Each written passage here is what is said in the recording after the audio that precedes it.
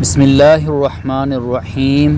رب ذوالجلال کے بابرکت نام سے شروع کرتا ہوں جو دلوں کا حال جانتا ہے۔ حضرت جابر بن عبداللہ سے روایت ہے، انہوں نے فرمایا کہ یہودی کہا کرتے تھے کہ جو کوئی پچھلی طرف سے ہو کر عورت سے اگلی جگہ میں مباشرت کرتا ہے اس کا بیٹا بھینگا پیدا ہوتا ہے، تو اللہ تعالیٰ نے یہ آیت نازل فرمائی، تمہاری بیویاں تمہاری کھیتیاں ہیں، اس میں تم جس طرح چاہو آؤ۔ حضرت عائشہ صدیقہ فرماتی ہیں، میں اللہ کے رسول صلی اللہ علیہ وسلم کے ساتھ ایک ہی برتن سے غسل کیا کرتی تھی۔ آپ صلی اللہ علیہ وسلم مجھ پر سابقت فرماتے تو میں کہتی مجھے بھی پانی دیجیے۔ پیارے دوستو، اگر آپ ابھی تک ہماری اسلامک فیملی کا حصہ نہیں بنے تو کچھ پل نکال کر چینل کو سبسکرائب کر لیں اور ساتھ گھنٹی کے بٹن کو دبا دیں۔ اس سے آپ کو دو فائدے ہوں گے، پہلا آپ دین اسلام کی باتوں سے جڑے رہیں گے، دوسرا آپ ہم سے جڑے رہیں گے۔ ایک اور روایت میں ہے، وہ فرماتی ہیں کہ نہاتے وقت میرا اور رسول صلی اللہ علیہ وسلم کا ہاتھ برتن سے پانی لینے میں آگے پیچھے ہوتا تھا، اور حضرت عائشہ رضی اللہ تعالی عنہا فرماتی کہ نہ تو آپ صلی اللہ علیہ وسلم نے کبھی میرے سطر کی طرف دیکھا اور نہ ہی میں نے کبھی آپ صلی اللہ علیہ وسلم کے سطر کی طرف دیکھا۔ میاں بیوی کے تعلق سے کچھ ایسے مسائل ہیں جن کا جاننا انتہائی ضروری ہے، مگر ہماری کثریت اس سے لا علم ہے، کیونکہ دینی کتب ہم پڑھتے نہیں اور عالم دین سے پوچھنے میں ہمیں شرم آتی ہے۔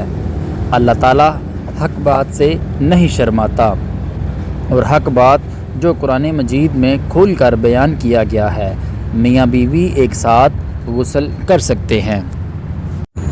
ان کے لیے ایک دوسرے کے سارے بدن کو دیکھنا جائز ہے، شداون امانت نہیں، البتہ شرمگاہ کی طرف دیکھنا خلاف ادب اور ناپسندیدہ عمل ہے۔ خاص جمع کے وقت بات کرنا مکروہ ہے، اس سے بچے کے توتلے ہونے کا خطرہ ہے۔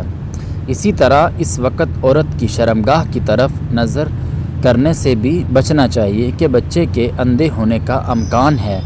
یوں ہی بالکل برہنہ یعنی بالکل ننگے ہو کر بھی صحبت نہ کریں، ورنہ بچے کے بے حیا ہونے کا اندیشہ ہے۔ حضرت عائشہ صدیقہ رضی اللہ تعالی عنہا نے عرض کیا، یا رسول اللہ صلی اللہ علیہ وسلم، عورتوں کو تو بہت سا ثواب مل گیا، مردوں کے بارے میں بھی ارشاد فرمائیے۔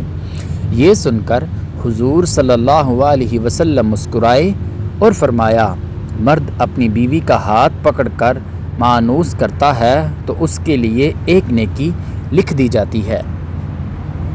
جو مرد پیار سے اپنی عورت کے گلے میں ہاتھ ڈالتا ہے، اس کے حق میں 10 نیکیاں لکھ دی جاتی ہیں۔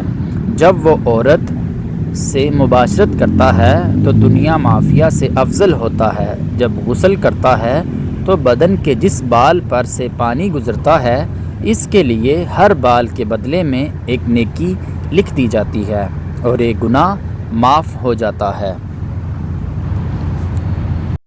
اور ایک درجہ بلند کر دیا جاتا ہے۔ اور غسل کرنے کے عضو میں جو چیز دی جاتی ہے وہ دنیا معافیہ سے بہت بہتر ہوتی ہے، اور بے شک اللہ تعالیٰ اس پر فخر کرتا ہے اور فرشتوں سے کہتا ہے کہ میرے بندے کی طرف دیکھو، کیسی سرد رات میں غسل جنابت کے لیے اٹھا ہے، اور اس بات پر یقین رکھتا ہے کہ میں اس کا رب ہوں۔ تم اس بات پر گواہ رہو کہ میں نے اس کو بخش دیا۔ جمعرات اور جمعے کو ہم بستری اور غسل کرنے کی ترغیب اس لیے دی گئی ہے کیونکہ مردوں کو نماز جمعہ کی ادائیگی کے لیے جامع مسجد جانا ہوتا ہے، تاکہ آتے جاتے کہیں نظر پڑنے سے طبیعت میں کسی قسم کی شہوت پیدا نہ ہو، اور خواہش نفس سے اطمینان ہونے کے سبب نماز اور خطبے میں دلجمی حاصل ہو۔ بہترین بیوی وہ ہے جو سونے کے کمرے میں اپنے حسن و جمال اور بستر میں خاوند کے ساتھ خوبصورت طور اتوار سے اپنے پیار کے جادو سے جکڑ لے، دوران صحبت اس کے مقصد پر نگاہ رکھے اور غور کرے کہ اس کا خاوند کیا چاہتا ہے، اور پھر اس کی پسند سے بھی بہتر انداز میں اپنے آپ کو اس کے سپرد کر دے، نرم گفتگو کرے اور اس کی رغبتوں اور چاہتوں کو پورا کرتے ہوئے اسے سیر کر دے۔ کبھی بھی اس کے بستر پر جانے سے نہ رکے۔ اگر وہ اس کے ساتھ مکابرت کا خواہش مند ہے تو قطع نافرمانی نہ کرے، کیونکہ اللہ تعالیٰ رب العزت کے ہاں یہ بہت بڑا گناہ ہے۔ جب شوہر بیوی کو اپنا طبعی تقاضا پورا کرنے کے لیے بلائے تو بیوی انکار نہ کرے۔ اس سلسلے میں احادیث مبارکہ میں واضح تعلیمات موجود ہیں۔ چنانچہ ارشاد نبوی صلی اللہ علیہ وسلم ہے، خاوند بیوی کو اپنی حاجت پوری کرنے کے لیے بلائے، اسے بیوی انکار کرے جس پر شوہر غصے کی حالت میں رات گزارے تو صبح تک فرشتے اس عورت پر لعنت بھیجتے رہتے ہیں۔ دوسری روایات میں ہے کہ رسول اللہ صلی اللہ علیہ وسلم نے فرمایا، جب شوہر اپنی بیوی کو اپنی حاجت پوری کرنے کے لیے بلائے تو وہ اس کے پاس چلی جائے، خواہ وہ روٹی پکانے کے لیے تندور پر ہی کیوں نہ کھڑی ہو۔ حضرت عمر رضی اللہ تعالی عنہ کے پاس ایک شخص آیا، گرد و غبار سے اٹکا ہوا، بال بکھرے ہوئے، اس کے ساتھ اس کی بیوی بھی تھی، جو کہہ رہی تھی، اے امیر المؤمنین، میں اس کے لیے نہیں اور نہ ہی یہ میرے لیے ہے۔ آپ نے جان لیا کہ یہ عورت اپنے شوہر سے نفرت کرتی ہے، اسی لیے آپ نے اس کے شوہر کو حکم دیا کہ وہ غسل کرے اور اپنے سر کے بالوں کو تشویر لے اور ناخن قطر کر لے۔ جب شوہر فارغ ہو کر آیا تو آپ نے کہا، اب اپنی بیوی کے سامنے آ جاؤ۔ بیوی نے دیکھا تو دم باخود رہ گئی اور نہ پہچاننے کی وجہ سے پیچھے ہٹنے لگی۔ جب پہچان لیا تو اس کا بوسہ لیا اور اپنے دعوے سے دستبردار ہو گئی۔ حضرت عمر رضی اللہ تعالی عنہ نے فرمایا کہ تمہیں ان کے ساتھ اسی طرح کا برتاؤ کرنا چاہیے۔ اللہ کی قسم انہیں یہ پسند ہے کہ تم ان کے لیے آراستہ پیراستہ ہو رہو، جیسا تم چاہتے ہو کہ وہ تمہارے لیے ہی بنی سنوری رہے۔ حضرت سیدنا امام غزالی رحمۃ اللہ علیہ فرماتے ہیں، جمع یعنی صحبت کرنا جنت کی لذتوں میں سے ایک لذت ہے۔ حضرت سیدنا جنید بغدادی فرماتے ہیں، انسان کو جمع کی ایسی ہی ضرورت ہے جیسے کہ غذا کی۔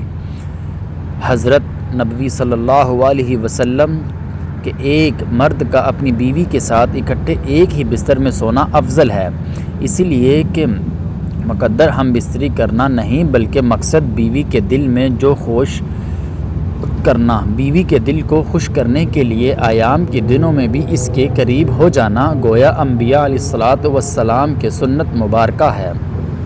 مسند احمد میں ہے کہ سیدنا عبداللہ بن عباس رضی اللہ تعالی عنہ سے روایت ہے کہ نبی کریم صلی اللہ علیہ وسلم نے فرمایا، جو آدمی اپنی بیوی کے پاس آنے سے پہلے یہ دعا پڑھتا ہے، اللہ کے نام کے ساتھ، اے اللہ مجھے بھی شیطان سے بچاؤ اور اس اولاد کو بھی شیطان سے محفوظ رکھ جو تو مجھے عطا کرے۔ اگر میاں بیوی کے اس تعلق میں اولاد کا فیصلہ کر دیا گیا تو شیطان کبھی بھی اس کو نقصان نہیں پہنچائے گا۔ افقن میں فرمایا ہے کہ شوہر اپنی بیوی کی مرضی کے بغیر زیادہ سے زیادہ 4 ماہ کی مدت تک اس سے دور رہ سکتا ہے۔